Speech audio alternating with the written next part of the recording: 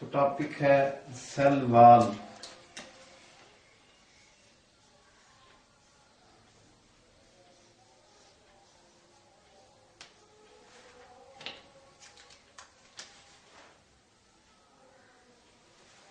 पहली बात हमने ये देखी है कि सेल वॉल सिर्फ प्लांट के सेल में होती है, एनिमल में नहीं होती। Only in plants. और प्लांट्स में ये होती कहां पे है? जब भी हम किसी चीज को स्टडी करते हैं तो हमें उसकी तीन चीजें स्टडी करनी होती हैं। पहली चीज देखनी होती है लोकेशन, खास तौर पे किसी ऑर्गेनिल वगैरह की जब हम बात करते हैं तो लोकेशन से ये मुराद है ये कहां पे वाक़या है, जगह, या फिर हम इसको जाए वकू कह सकते हैं, ये किस जगह पे वाक़या है।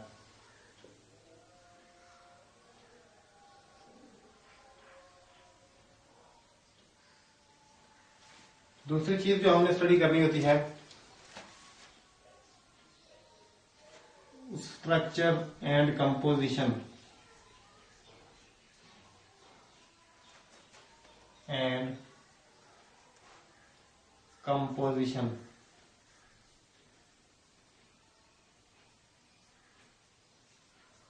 स्ट्रक्चर का मतलब ये होता है कि वो कैसी है, कैसे बनी हुई है, और कंपोजिशन किस चीज से बनी हुई है। इसको हम कह सकते हैं साख्त और बनावट।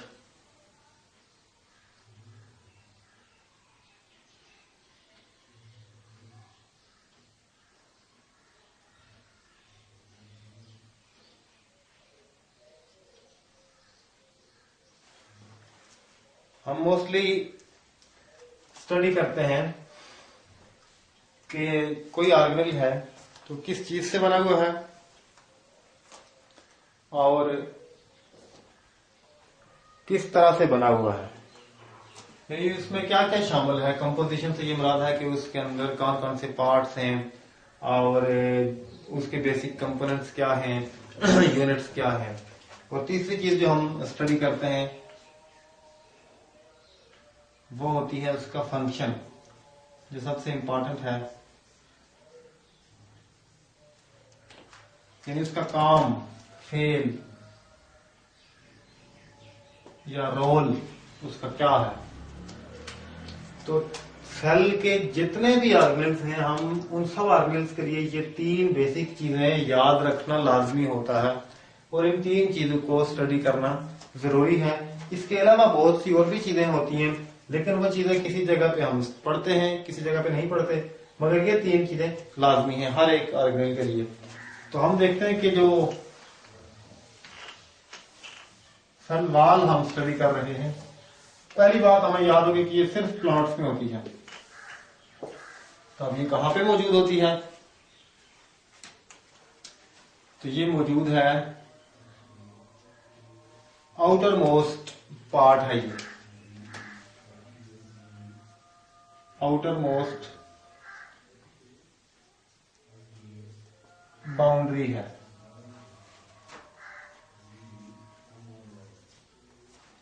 Of cell.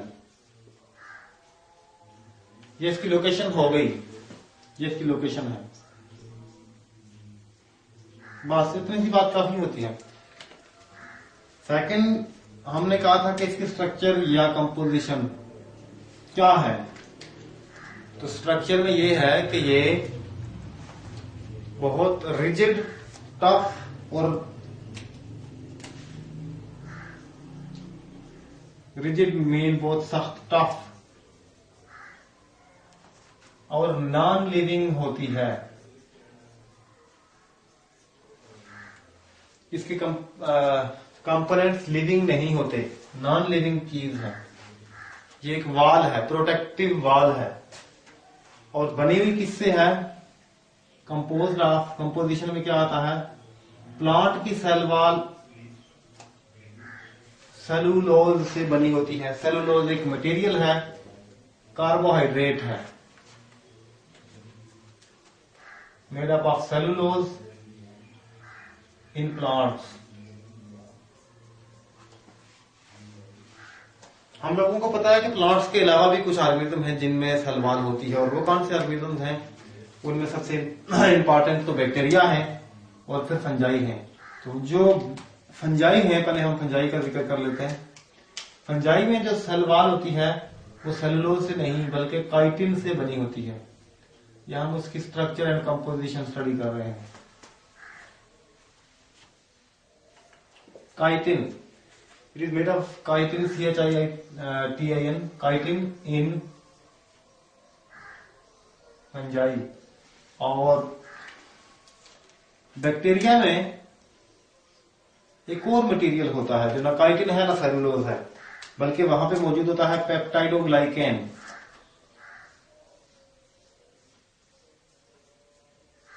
पेप्टाइडोग्लाइकेन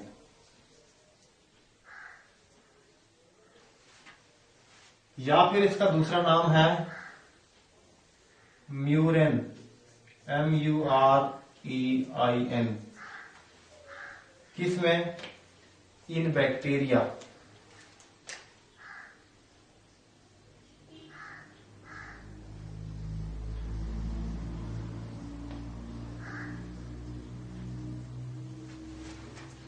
तो हमने देख लिया कि सेल वॉल की लोकेशन क्या है, कि ये जिस भी सेल में होगी ये आउटर मोस्ट बाउंड्री होगी।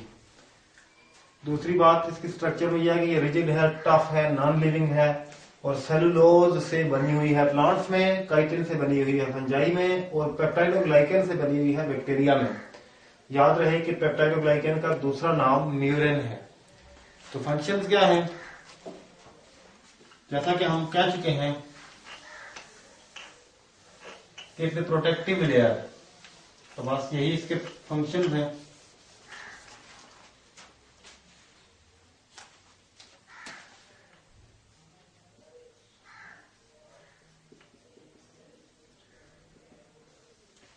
फंक्शन में पहली बात यह है कि इट प्रोटेक्ट द सेल, यानी इसका फंक्शन है प्रोटेक्शन। दूसरा फंक्शन है इसका it supports the cell.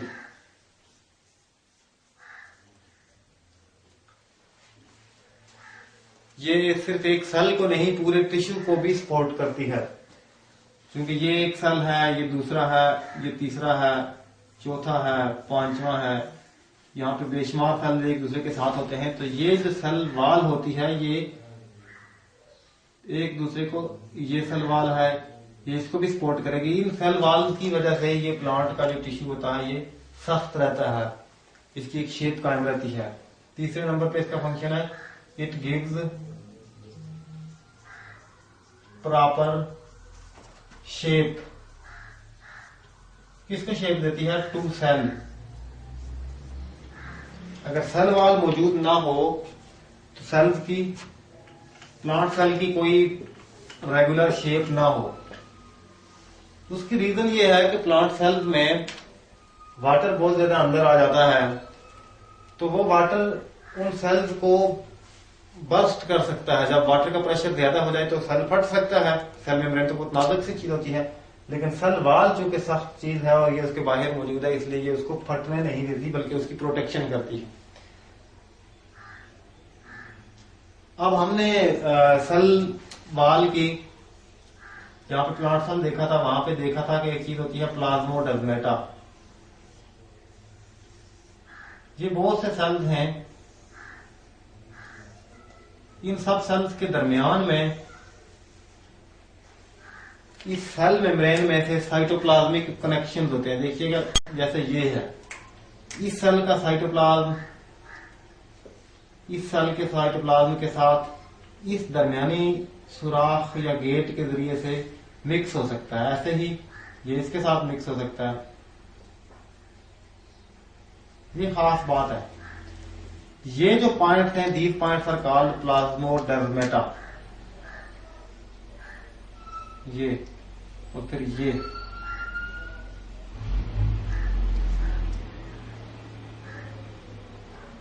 Plasmodesmata.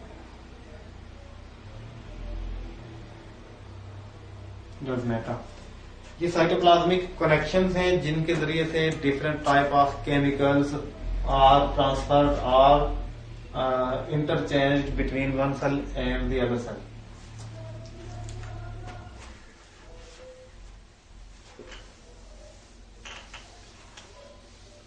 Cell wall के बाद अंदर वाली साइड पे अगर हम देखें तो जो नेक्स्ट प्रोटेक्टिव कवरिंग होती है या फिर जो भी कवरिंग है सेल के बाहर सेल मेम्ब्रेन होती है।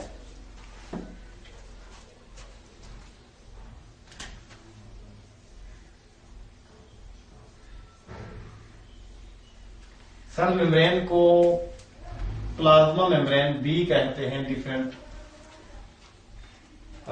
जगह पे। तो सेल मेम्ब्रेन की लोकेशन क्या है कि ये आउटर मोस्ट है एनिमल में,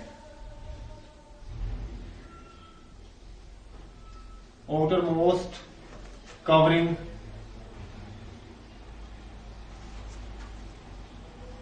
इन एनिमल्स। पहली बात यानी एनिमल में इसकी लोकेशन क्या है कि ये सबसे बाहर मौजूद है, सेल के बाहर का इन्वेलप है, उसकी कवरिंग है। प्लांट्स में क्या है कि inside of cell wall, cell wall के बाद सेकंड नंबर पे ये मौजूद होती है। ये अगर सेल मेम्ब्रेन है तो प्लांट्स में, तो एनिमल के सेल में सेल मेम्ब्रेन ही चूंकि आउटर कवरिंग है, लेकिन प्लांट के सेल में सेल मेम्ब्रेन के बाहर सेल वॉल भी मौजूद होती है, इसलिए ये सेकंड है, सेकंड कवरिंग है इन प्लांट्स, सेकंड कवरिंग।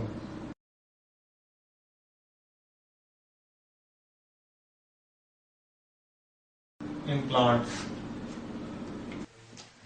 तो एनिमल सेल में outermost covering cell membrane ही होती है, लेकिन प्लांट सेल्स में ये सेकंड कवरिंग होती है, इसलिए प्लांट सेल में सेल के बाहर एक सेल वॉल भी मौजूद होती है, जिसकी वजह से सेल मेम्ब्रेन या प्लाज्मा मेम्ब्रेन सेकंड नंबर पे आ जाती है।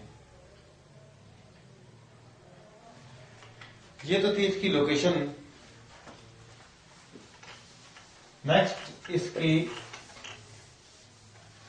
स्ट्रक्चर एंड कंपोजिशन है। तो कंपोजिशन इसकी ये है कि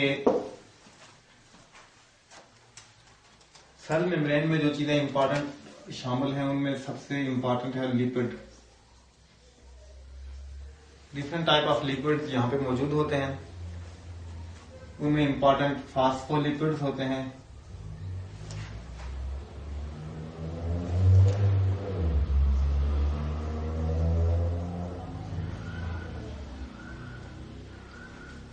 फास्फोलिपिड्स के बाद इसमें कोलेस्ट्रॉल इंपॉर्टेंट होता है।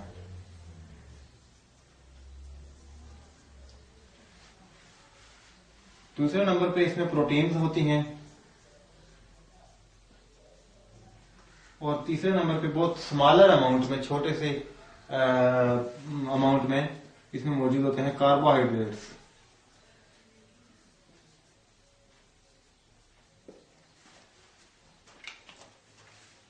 अब ये किस तरह से अरेंज होती हैं, इनकी कंपोजिशन तो ये है। स्ट्रक्चर क्या होती है, तो स्ट्रक्चर के लिए हम इसकी डायग्राम की डिटेल से देखेंगे, लेकिन पहले जरा सा मैं इसको एक्सप्लेन कर देता हूं कि लिपिड्स, जो फास्फोलिपिड्स हैं, वो दो लेयर बनाते हैं कुछ इस तरह से। ये एक लेयर इन्होंने बनाई होती है यहां आगे तक, और दूसरी साइड पे भी।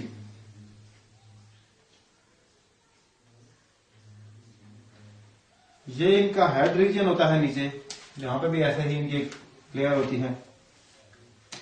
ये इनका हेड होता है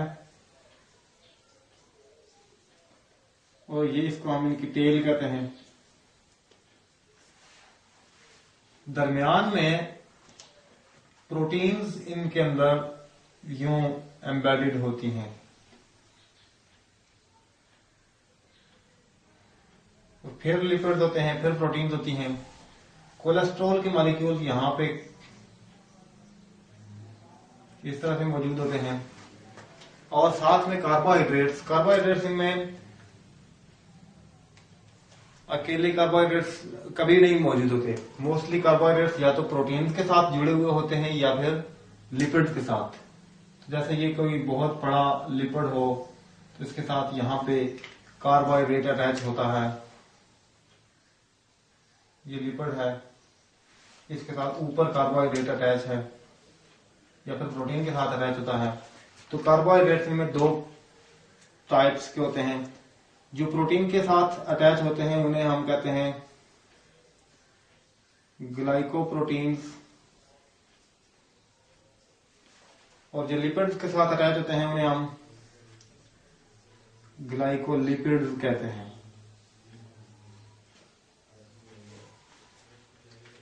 ओवरऑल ये मेम्ब्रेन कोई सॉलिड चीज नहीं होती बल्कि फ्लूइड होती है।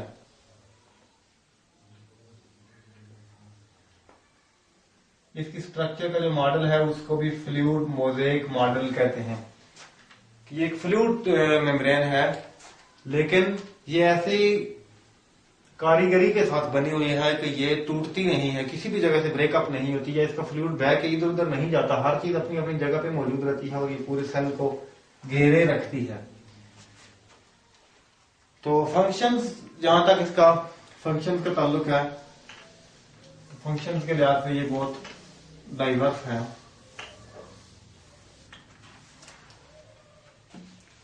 सबसे इंपॉर्टेंट इसका फंक्शन ये है कि ये it control the movement of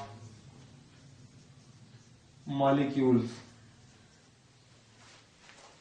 वो मॉलिक्यूल जो सेल के अंदर से बाहर जाना चाहते हैं ये उनको भी कंट्रोल करती है, और जो बाहर से अंदर आना चाहते हैं उनको भी कंट्रोल करती है। कैसे कंट्रोल करती है? ये सिलेक्ट करती है कि कौन सा मॉलिक्यूल अंदर आएगा और कौन सा नहीं आएगा। इसी तरह से बाहर जाते हुए भी ये सिलेक्ट करती है कि कौन सा मॉलिक्यूल बाहर जाएगा और कौन सा नहीं जाएगा। इस तरह हम कहते हैं कि इट इज सिलेक्टिव। परमिएबल हम ऐसी चीज को कहते हैं जिसमें से कोई चीज गुजर सके दूसरी चीज, तो it is selectively permeable.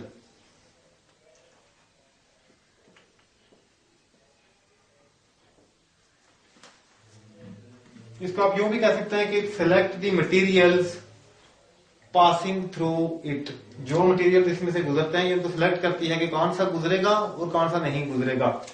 Large materials को ये नहीं गुजरने देती, कुछ मटेरियल्स जो नुकसानदेह होते हैं उनको नहीं गुजरने देती, कुछ मटेरियल्स के लिए ये फ्री होती है, इसके गेट खुले होते हैं, कुछ मटेरियल्स इसके अंदर प्रोटीन के जरिए से पास होते हैं, कुछ मटेरियल्स इसके अंदर स्पेशल उनके पाथवेज होते हैं, स्पेशल ट्रांसपोर्ट के सिस्टम होते हैं, एक्टिव ट्रांसपोर्ट के जरिए से उनको पकड़ के जबरदस्ती अंदर लाया जाता है, कुछ को जबरदस्ती बाहर निकाला जाता है।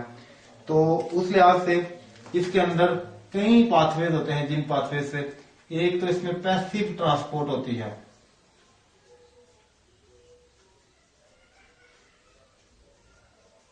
कुछ मटेरियल खुद ब खुद इसके अंदर से गुजर जाते हैं, उनको ये रोकती नहीं।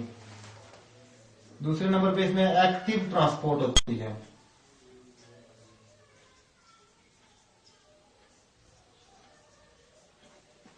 कुछ ऐसे मटेरियल हैं जो नहीं गुजरते, जो इसमें से पास नहीं होते, जो ना अंदर जाना चाहते हैं, अगर उनको अंदर जरूरत है तो अंदर नहीं जाना चाहते। तो ये इस मेम्ब्रेन में ऐसे सिस्टम होते हैं कि ये उनको जबरदस्ती पकड़ के अंदर लाती है। इस जबरदस्ती पकड़ के अंदर लाने को हम एक्टिव ट्रांसपोर्ट कहते हैं। जो कुछ मटेरियल सेल के अंदर होते हैं वो बाहर नहीं जाते, उनको जबरदस्ती सेल से बाहर निकालती है ये मेम्ब्रेन, तो उनको हम उसको भी हम एक्टिव ट्रांसपोर्ट कहते हैं। जबकि वो मटेरियल जो बगैर किसी रोक टोक के खुद ही अंदर और बाहर चले जाएं तो उनकी इस ट्रांसपोर्ट को हम पैसिव ट्रांसपोर्ट कहते हैं। तीसरी टाइप इसके अंदर होती है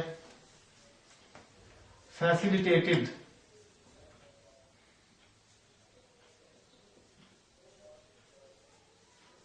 फैसिलिटेटेड ट्रांसपोर्ट या फैसिलिटेटेड डिफ्यूजन भी इसको कहते हैं। यानी कुछ मटेरियल जो इतने बड़े होते हैं कि उनके लिए सेल मेम्ब्रेन के अंदर से गुजरना पॉसिबल नहीं होता, इसलिए कि इसके गेट बहुत छोटे होते हैं। उनके लिए स्पेशल किस्म की प्रोटीन लगी होती हैं, यहाँ पे हमने देखा था। वो प्रोटीन उनको बाहर से पकड़ के अंदर तक लाती है और अंदर से बाहर जाके छोड़ती हैं। That is called facilitated transport या फैसिलिटेटेड डिफ्यूजन। तो इस तरह से ये सिलेक्टिवली परमिएबल मेम्ब्रेन है। हम इस सिलेक्टिवली परमिएबल को बाज़ औक़ात सेमी परमिएबल भी कहते हैं। Semi permeable.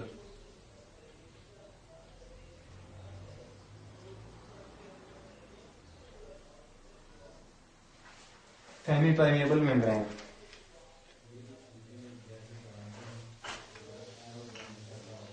ये इसके फंक्शंस थे।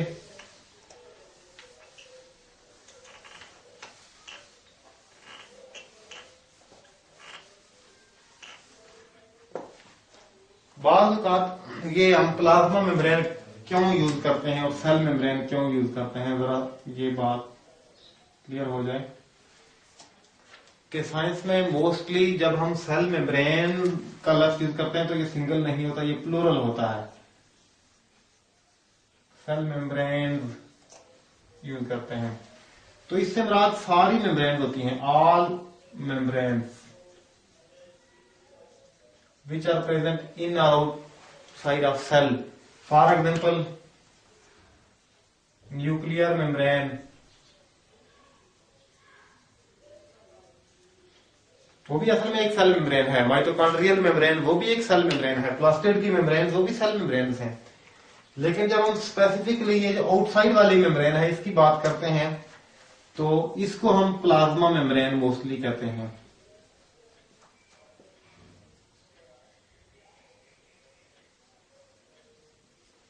प्लाज्मा मेम्ब्रेन यानी कि the membrane of cytoplasm, the membrane which is present outside the cytoplasm or which covers the cytoplasm, वो मेम्ब्रेन जो साइटोप्लाज्म को कवर करती है, इसको हम तो इसलिए मोस्टली हम इसके लिए प्लाज्मा मेम्ब्रेन का लफ्ज ही यूज करते हैं। अब हम इस सेल मेम्ब्रेन की या प्लाज्मा मेम्ब्रेन की डिटेल स्ट्रक्चर या फिर जो फ्लूइड मोज़ेक मॉडल हमने अभी पढ़ा है कि ये फ्लूइड होती है, फ्लूइड मोज़ेक मॉडल के मुताबिक ये 3 चीजों से बनी होती है। इसमें लिपिड्स होते हैं, नंबर 2 इसमें प्रोटीन होती हैं और number 3 carbohydrates.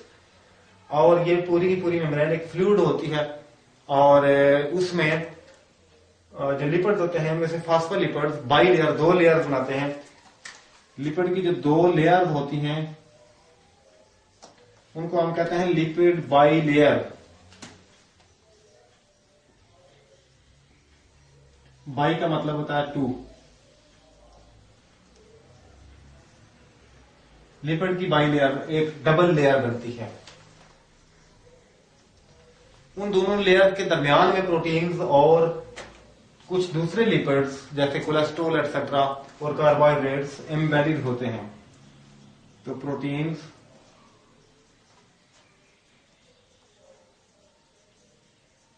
Embedded in lipid layer. अभी हम देखते हैं डायग्राम से डिटेल के साथ कि ये किस तरह से एक दूसरे के साथ ये सारे जो मॉलिक्यूल्स हैं ये कैसे कम ऑर्गेनाइज्ड होते हैं, बाई लेयर कैसे बनी होती है और प्रोटीन्स कहाँ पे एम्बेडेड होती हैं और कार्बोहाइड्रेट्स कहाँ होते हैं और कोलेस्ट्रॉल कहाँ पे होता है। ये सेल मेम्ब्रेन की इंटरनल स्ट्रक्चर है, ये हमें जो नजर आ रही है ये according to the fluid mosaic model है, the fluid mosaic model of membrane. इसके मुताबिक जो हमने बात किया कि सेल में 3 तरह की चीजें होती हैं मेम्ब्रेन में। तो ये मेम्ब्रेन बनी होती है बेसिकली जो बेसिक इसका कंपोनेंट है वो लिपिड्स हैं। मैंने बताया था कि फास्फोलिपिड्स ऊपर और नीचे लेयर बना लेते हैं। ये फास्फोलिपिड की लेयर है, ये एक फास्फोलिपिड की लेयर है ऊपर की तरफ जो इधर से जा रही है और ये सारी की सारी ये इनके हेड्स हैं और ये नीचे टेल्स हैं। जबकि दूसरी लेयर फास्फोलिपिड की ये है। मैंने कहा था कि 2 लेयर्स होती हैं अपोजिट साइड पे और इसको हम कहते हैं लिपिड बाई लेयर। तो ये हो गई एक लेयर लिपिड की और ये दूसरी लेयर है। लिपिड की लेयर के दरमियान में किसी किसी जगह पे मैंने बताया था कि प्रोटीन के मॉलिक्यूल एम्बेडेड होते हैं, जैसा कि ये हम देख सकते हैं कि ये एक बड़ा प्रोटीन मॉलिक्यूल है जो कि एम्बेडेड है। और ये जो बड़े प्रोटीन मॉलिक्यूल्स हैं इनका काम होता है फैसिलिटेटेड डिफिजन, जिसको हम डिस्कस कर चुके हैं कि वो चीजें जो लिपिड बाई लेयर में से जो इस मेम्ब्रेन में से गुजर नहीं सकती क्योंकि उनका साइज बड़ा होता है, तो उन चीजों को या फिर उन पे चार्ज होता है उन चीजों को इस प्रोटीन में से गुजारा जाता है। ये प्रोटीन उनको यहां से बाहर से पकड़ के अंदर ले आती है या अंदर से पकड़ के बाहर। इस साइड पे ये सेल की इंटरनल साइड है और ये आउटर साइड है मेम्ब्रेन की। यानी ये मेम्ब्रेन के अंदर साइटोप्लाज्म है और ये मेम्ब्रेन के बाहर का एरिया है। तो बाहर के एरिया पे आप देख सकते हैं कि ये ब्लू कलर में कुछ चीजें नजर आ रही हैं, ये नजर आ रही हैं। तो ये जो हैं ये हैं ग्लाइकोलिपिड्स। हमने कहा था कि कार्बोहाइड्रेट्स अकेले वहां पे मौजूद नहीं होते। कार्बोहाइड्रेट्स के मॉलिक्यूल्स या तो लिपिड के साथ मिले होते हैं या प्रोटीन के साथ। जब लिपिड के साथ ये मिले होते हैं तो फिर ये ग्लाइकोलिपिड बनाते हैं, जैसा कि ये हम देख सकते हैं ग्लाइकोलिपिड। और जब ये प्रोटीन के साथ मिले होते हैं तो ये ग्लाइकोप्रोटीन्स बनाते हैं, जैसा कि ये हम देख सकते हैं ग्लाइकोप्रोटीन। यहाँ पे ये ऊपर वाला जो पोर्शन हमें नजर आ रहा है ये तो असल में कार्बोहाइड्रेट है ब्लू में। यहाँ पे भी ये सिर्फ कार्बोहाइड्रेट है, लेकिन नीचे इसके एक लिपिड है, ये उस लिपिड के साथ जुड़ा हुआ है, इसलिए हम इसको ग्लाइकोलिपिड कहते हैं।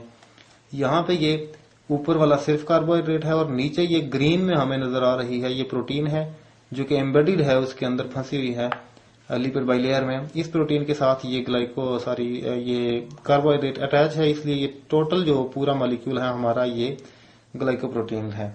तो हम देख सकते हैं कि कोलेस्ट्रॉल का मॉलिक्यूल यहाँ पे इस जगह पे होते हैं। ये कोलेस्ट्रॉल का एक मॉलिक्यूल इस लिपिड की मेम्ब्रेन के अंदर है, ये भी दूसरा कोलेस्ट्रॉल का मॉलिक्यूल है। तो यहाँ पे बहुत से कोलेस्ट्रॉल के मॉलिक्यूल होते हैं। कोलेस्ट्रॉल के मॉलिक्यूल्स का बेसिकली काम होता है कि वो फ्लूइडिटी इसकी बरकरार रखते हैं, यानी कि इन कोलेस्ट्रॉल मॉलिक्यूल्स की वजह से ये मेम्ब्रेन फ्लूइड रहती है, अदरवाइज ये सॉलिड हो सकती है और अगर ये सॉलिड हो जाए तो फिर ये टूट सकती है। तो फ्लूइड होने की वजह से इसमें लचक या फिर इलास्टिसिटी भी होती है। तो ये थी टोटल मेम्ब्रेन, प्लाज्मा मेम्ब्रेन की स्ट्रक्चर जो according to fluid mosaic model, जिसको हमने पहले भी डिस्कस किया। आज हमारा टॉपिक है साइटोप्लाज्म। हम असल टॉपिक डिस्कस कर रहे हैं स्ट्रक्चर्स ऑफ सेल्स। तो इसमें चैप्टर नंबर 4 है हमारा और इसमें जो टॉपिक इस वक्त हमने डिस्कस करना है वो साइटोप्लाज्म है। इससे पहले हम सेल की वॉल और सेल की मेम्ब्रेन डिस्कस कर चुके हैं, प्लाज्मा मेम्ब्रेन और सेल वॉल। तो हमने पढ़ा था कि प्लाज्मा मेम्ब्रेन सारे सेल्स में होती है, चाहे वो एनिमल सेल हो, प्लांट सेल हो या फिर बैक्टीरिया सेल हो। लेकिन जो सेल वॉल है वो सिर्फ प्लांट सेल्स में होती है। प्लांट सेल्स के अलावा और भी कुछ सेल्स में होती है, फंजाई के सेल्स में भी होती है, एल्गी में भी होती है और बैक्टीरिया में भी होती है, लेकिन एनिमल सेल्स में नहीं होती और प्रोटोजोन्स में भी नहीं होती। तो साइटोप्लाज्म हमने पहले कहा था कि सेल के अंदर वो मटेरियल जिसमें सारे के सारे ऑर्गेनेल्स फंसे हुए होते हैं वो साइटोप्लाज्म होता है। तो इसको हम जरा देख लेते हैं कि अगर ये सेल हो और ये इसका न्यूक्लियस हो, तो न्यूक्लियस के अंदर बहुत सी चीजें हैं और सेल के अंदर भी बहुत सारी चीजें हैं। तो ये न्यूक्लियस की मेम्ब्रेन है और ये सेल की मेम्ब्रेन है।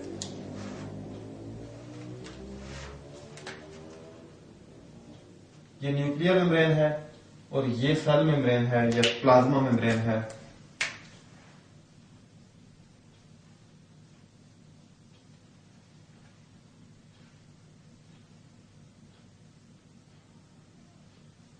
और ये सेल मेम्ब्रेन है।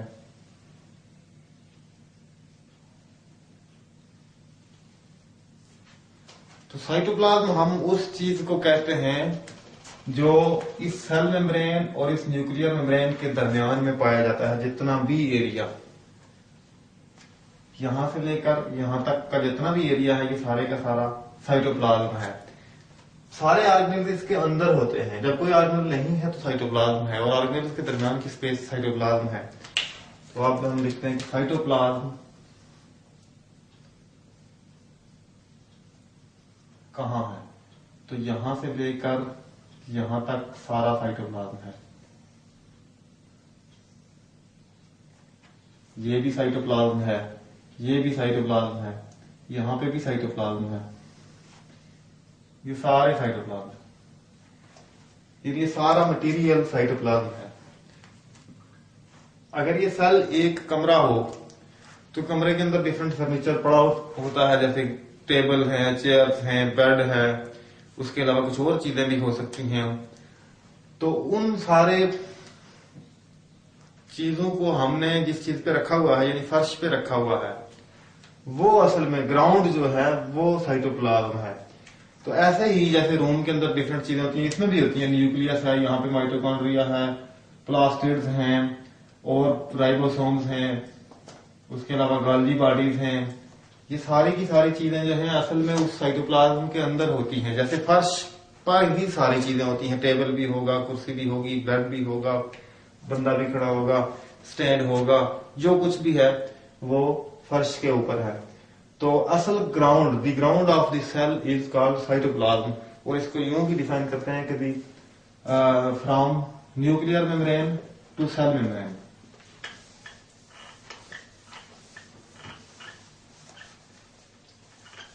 मैंने आप पर ये हमने पहले डिस्कस किया है कि ये साइटोप्लाज्म जो है ये सॉलिड चीज नहीं होती, बल्कि ये फ्लूइड लाइक चीज है और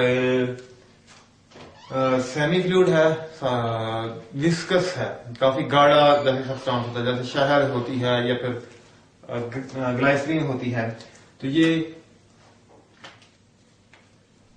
विस्कस सब्सटेंस, इसको हम यूं अगर डिफाइन करें तो ये इसकी बेस्ट डेफिनेशन होगी कि the viscous ground substance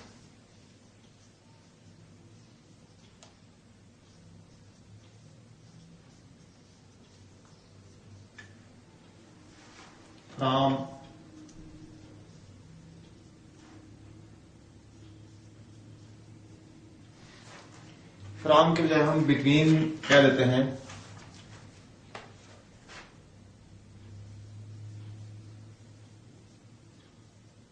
between plasma membrane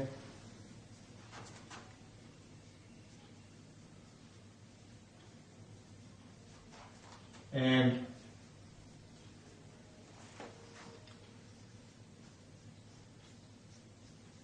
nuclear membrane is called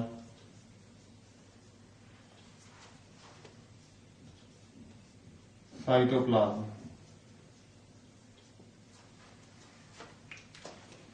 cell की डायग्राम्स को हमने गौर से देखा था, तो उनमें भी हमने देख लिया था कि ये जगह है, ये सारा साइटोप्लाज्म है। तो तमाम ऑर्गेनेल्स जो होते हैं वो साइटोप्लाज्म के अंदर ही फंसे हुए होते हैं। चूंकि ये ट्रांसपेरेंट होता है, चूंकि ये विस्कस होता है, इसलिए ज्यादा ऑर्गेनेल्स इसके अंदर ज्यादा तेजी से मूव नहीं कर सकते, फ्लो नहीं करते। अगर ये बहुत कम विस्कस होता, पानी की तरह होता सारे का सारा, तो फिर चीजें इसके अंदर बह जाती हैं, एक साइड पे चली जाती। मगर इसमें कई मैकेनिज्म है जिनकी वजह से ऑर्गेनेल अपनी जगह पे रहते हैं। जिनमें फर्स्ट ये है कि ये विस्कस होता है, और सेकंड ये है कि इसके अंदर सेल का स्केलेटन होता है। वो स्केलेटन उन चीजों को अपनी जगह पे काबू करके रखता है। तो कंपोजिशन इसकी क्या है कि कंपोजिशन में इसमें मेनली वाटर शामिल है। वाटर इसका मेन कंपोनेंट है, साइटोप्लाज्म का main component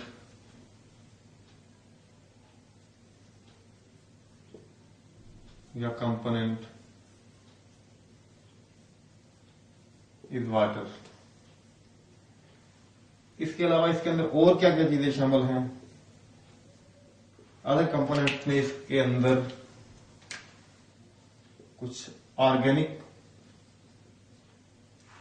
materials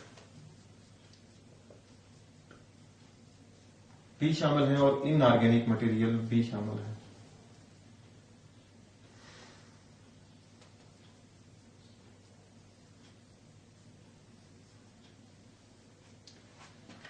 organic materials में ज्यादातर शुगर्स यानी carbohydrates, protein, lipids, enzymes etcetera ही होते हैं। और इनऑर्गेनिक मटेरियल में बहुत सारे आयन्स होते हैं, जैसे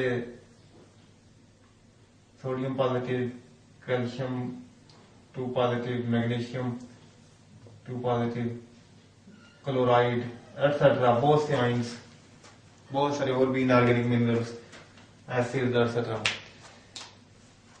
तो तमाम ऑर्गेनेल्स साइटोप्लाज्म ही में मुख्तलिफ जगहों पे मौजूद होते हैं और वो अपनी जगह तब्दील नहीं करते।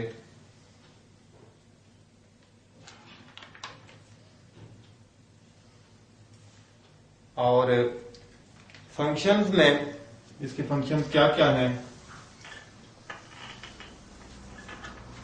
पहला तो इसका सबसे बड़ा फंक्शन ये है कि सेल के तमाम ऑर्गेनेल्स को ये स्पेस मुहैया करता है कि वो मौजूद रहें, जगह होती है। ये ग्राउंड सब्सटेंस है, यही इसका फंक्शन भी है। सेकंड इसका ये है, फर्स्ट ये है कि ऑर्गेनेल्स इसके अंदर मौजूद होते हैं।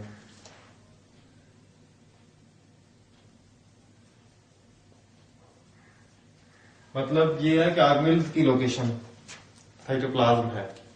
Cytoplasm is the location of organelles. दूसरा ये है कि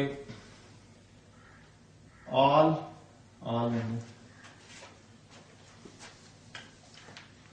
सारे केमिकल रिएक्शंस जो होते हैं उनमें से कुछ रिएक्शंस माइटोकॉन्ड्रिया के अंदर होते हैं, कुछ प्लास्टिड्स के अंदर होते हैं और कुछ जो है वो साइटोप्लाज्म के अंदर होते हैं। तो इस तरह से हम लिख सकते हैं कि मैनी केमिकल रिएक्शंस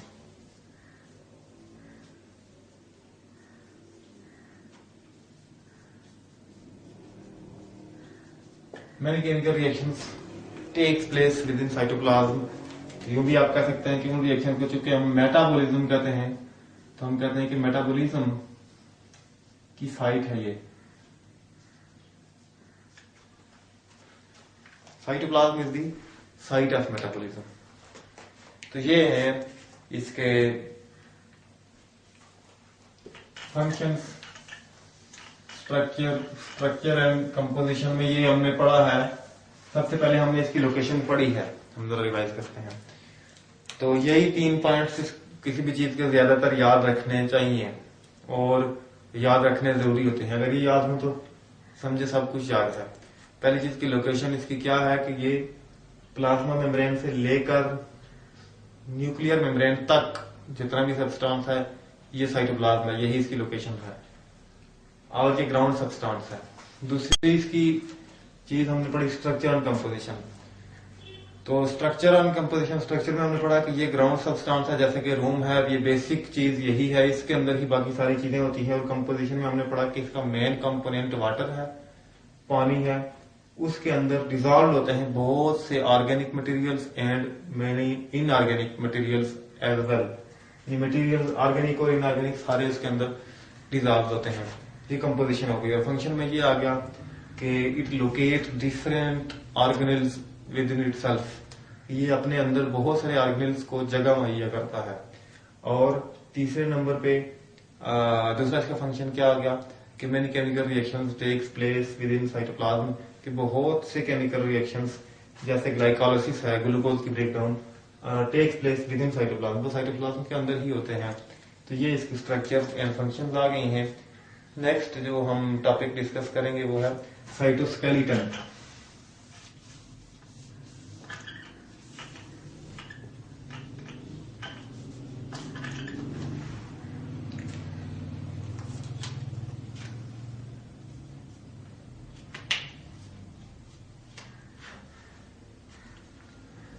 साइटोस्केलेटन से मुराद है सेल का स्केलेटन, जैसे कि हमारा स्केलेटन है, बोन्स एटसेट्रा। तो cytoskeleton is a small topic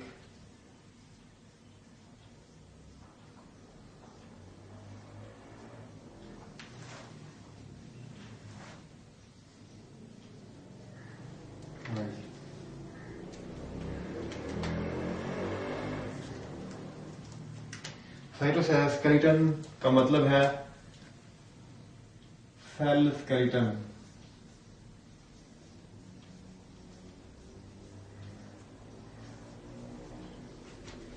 cell का ढांचा, जिस चीज के ऊपर सेल बनता है।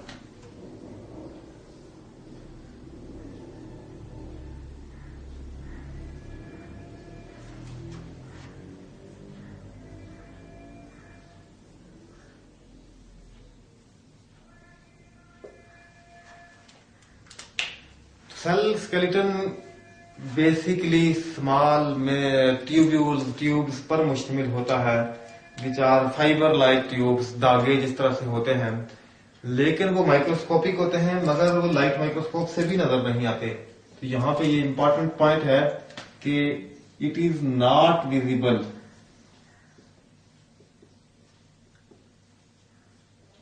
नॉट विजिबल का मतलब है कि ये नजर नहीं आता इन लाइट माइक्रोस्कोप। हम लाइट माइक्रोस्कोप से साइटोस्केलेटन को नहीं देख सकते।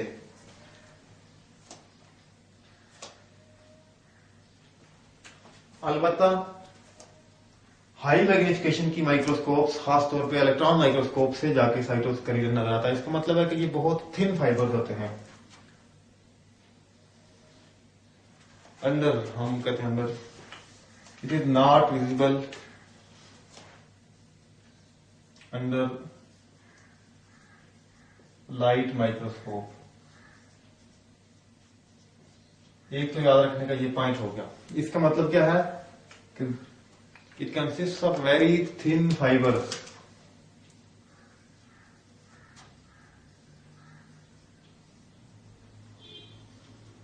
बहुत पतले और बहुत ही थिन फाइबर इसके होते हैं, इसलिए हम इसको मोस्टली देख नहीं सकते। तो कहां पे मौजूद है?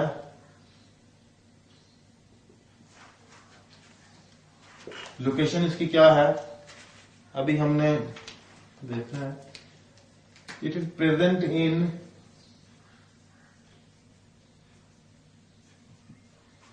All cytoplasm.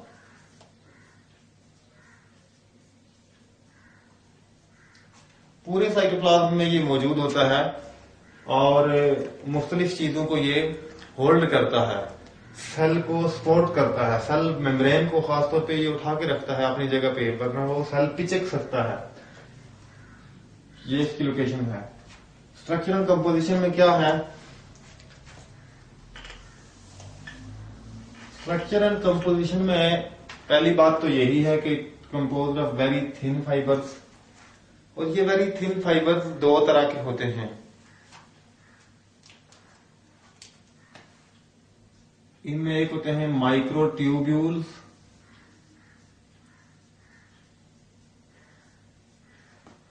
और दूसरे होते हैं microfilaments.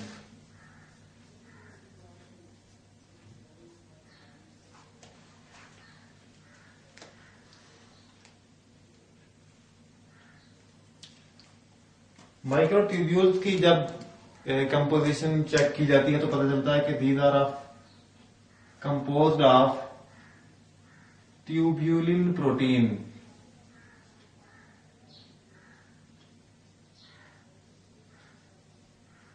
Tubulin is a specific type of protein and microfilaments are made up of actin protein.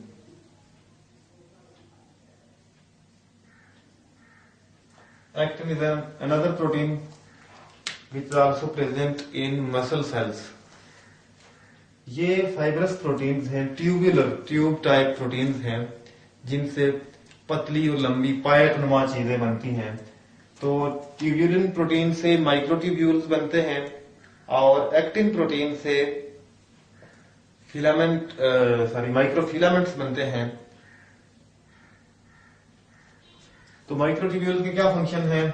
First of all तो हमने देखा कि इनका फंक्शन है सेल को सपोर्ट करना। ये दोनों का फंक्शन है। कंपोजिशन इनकी हो गई है, स्ट्रक्चर हो गई। माइक्रोट्यूब्यूल्स एंड माइक्रोफिलामेंट दोनों का एक कॉमन फंक्शन है कि ये सपोर्ट करते हैं। सपोर्ट से मुराद है सहारा दे के खड़ा रखते हैं। Support the cell and organelles. Cells को और ऑर्गेनेल्स को ये सपोर्ट करते हैं ताकि वो अपनी अपनी जगह पे कायम रहें और अपनी जगह न छोड़ें। माइक्रोट्यूब्यूल स्ट्रक्चर में एक बात और भी ऐड कर दें कि ये ज्यादा थिक होती हैं और ये ज्यादा थिन होती हैं।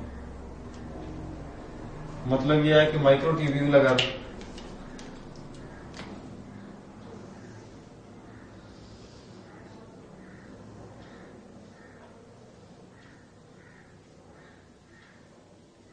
इस तरह की हो तो माइक्रोफिलामेंट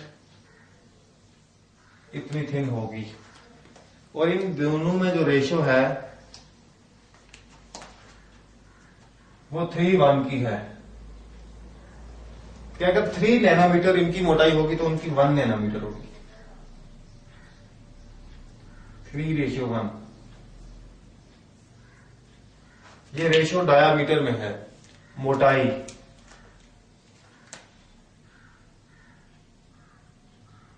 डायामीटर को हम कुतर भी कहते हैं। यानी ये बहुत ज्यादा पतली फिलामेंट्स है, पतली स्ट्रक्चर्स है।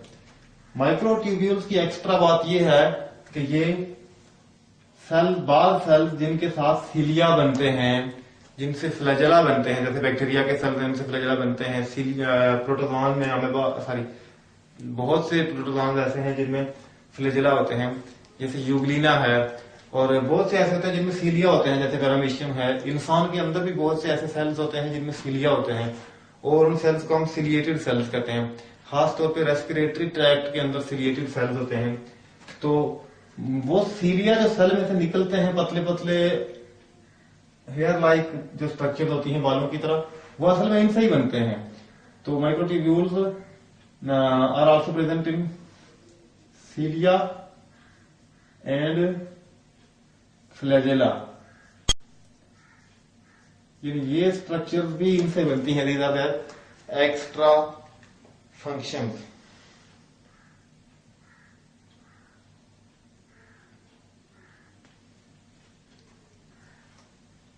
तो जब कभी बहुत सारे सेल्स की शेप चेंज होती है, जैसे आपने सुना होगा कि अमेबा अपनी शेप हर वक्त चेंज करता रहता है, तो microtubules are involved in that के सेल की शेप में जो चेंजेस आती हैं, चेंजेस इन सेल शेप, वो इनकी वजह से ही होती है। और उसके अलावा कॉमन स्ट्रक्चर ये है कि कॉमन फंक्शन का ये है कि we support the cells and organelles of the cells in proper place. और अब हम डायग्राम की मदद से जरा सा डिटेल से देख लेते हैं कि साइटोस्केलेटन जो है वो सेल के अंदर किस तरह से होल्ड करता है। ये एक फर्जी डायग्राम है, किस तरह से डिफरेंट स्ट्रक्चर्स को और सेल्स को होल्ड करता है, उसकी प्रॉपर शेप मेंटेन रखता है। हमने ये भी नहीं लिखा, that is very important point के जो साइटोस्केलेटन है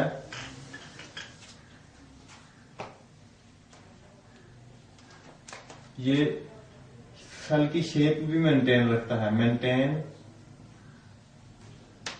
सेल शेप।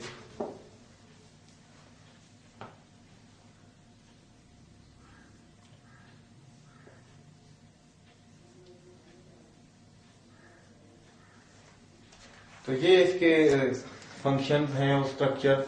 अब हम डायग्राम से जरा देखते हैं डिटेल में कि किस तरह से ये साइटोस्केलेटन सेल की को एक प्रॉपर शेप देता है और कैसे ये होल्ड करता है डिफरेंट ऑर्गेनल को अपनी अपनी जगह पे। बिस्मिल्लाहिर्रहमानिर्रहीम। तो ये है साइटोस्केलेटन की डायग्राम। हम देख सकते हैं कि ये सेल है, ये जो ऊपर इसके नजर आ रही है ये मेम्ब्रेन है सेल की, ये भी सेल की मेम्ब्रेन है, और इसके अंदर सारा तमाम एरिया में साइटोप्लाज्म है। साइटोप्लाज्म के अंदर हमें ये फाइबर्स नजर आ रहे हैं। जैसा कि मैंने बताया है कि तमाम साइटोस्केलेटन फाइबर्स पर मुश्तमिल होता है, जिनमें माइक्रोट्यूब्यूल्स होते हैं, माइक्रोट्यूब्यूल्स और माइक्रोफिलामेंट्स पर मुश्तमिल होता है, जो बहुत ही थिन फाइबर्स होते हैं, पतले पतले फाइबर्स। तो यहाँ हम देख सकते हैं कि ये डिफरेंट ऑर्गेनल्स को माइक्रोट्यूब्यूल्स और माइक्रोफिलामेंट्स ने होल्ड किया हुआ है। उन डिफरेंट ऑर्गेनल्स में आप देख सकते हैं ये एक बहुत बड़ा माइटोकॉन्ड्रिया है। ये माइटोकॉन्ड्रिया अपनी जगह पे कई तरह की, हम जैसे देखते हैं कि दागों से बंधा हुआ है, हर तरफ से रस्सियों और तारों से जकड़ा हुआ है ताकि ये अपनी जगह से हिल न सके, ये माइटोकॉन्ड्रिया। ये देख सकते हैं कि छोटे छोटे फाइबर्स ये अटैच हैं उसके साथ, इधर से ये अटैच है, ये अटैच है, ये अटैच है, सारे ये हैं। माइटोकॉन्ड्रिया के अलावा हमें यहाँ पे नजर आ रहे हैं राइबोसोम्स। ये राइबोसोम्स हैं, ये इसके साथ ये सारे राइबोसोम्स हैं। ये सारे के सारे राइबोसोम्स भी अटैच हैं फाइबर्स के साथ, सेल स्केलेटन के साथ। उसके अलावा इस स्केलेटन ने एक तरह का ढांचा बनाया हुआ है जिससे ये सेल वाल, ये सेल मेम्ब्रेन ऊपर अपनी पोजीशन पे है और ये भी अपनी पोजीशन पे खड़ी है। ये देखें, पिलर्स का काम भी ये करते हैं। उसके अलावा यहाँ पे हमें एंडोप्लाज्मिक रेटिकुलम नजर आ रहे हैं। ये सारे के सारे जो सेल मेम्ब्रेन के नीचे हैं, ये असल में हमने कल इनकी डायग्राम में देखा था कि ये बहुत वेसिकल्स का एक नेटवर्क होता है, तो उस नेटवर्क को यहाँ पे सपोर्ट कर रखा है साइटोस्केलेटन ने। उसके अलावा यहाँ पे और भी जितनी भी चीजें हैं वो सारी की सारी साइटोस्केलेटन ही ने सब चीजों को होल्ड किया हुआ है। माइक्रोट्यूब्यूल यहाँ पे ये ब्लूइश नजर आ रही हैं, ये भी माइक्रोट्यूब्यूल हैं, ये माइक्रोट्यूब्यूल हैं, ये माइक्रोट्यूब्यूल्स हैं। और ये नीचे भी जो पड़ी हुई हैं ये माइक्रोफिलामेंट्स हैं। और ये पतली पतली जो बाकी हमें नजर आ रही हैं ये सारी की सारी माइक्रोफिलामेंट्स हैं। माइक्रोट्यूब्यूल्स ये हैं जिनको आप देख सकते हैं, जैसा कि हमने देखा था कि डायामीटर माइक्रोट्यूब्यूल्स का ज्यादा बड़ा होता है। ये माइक्रोट्यूब्यूल्स हैं जिनका डायामीटर बड़ा है, काफी थिक हैं। और ये माइक्रोफिलामेंट्स हैं ये, और ये जो इस तरफ से लगी हुई हैं जो कि काफी थिन है। तो ये था ओवरऑल सेल स्केलेटन की डायग्राम। नेक्स्ट हम डिस्कस करेंगे न्यूक्लियस को।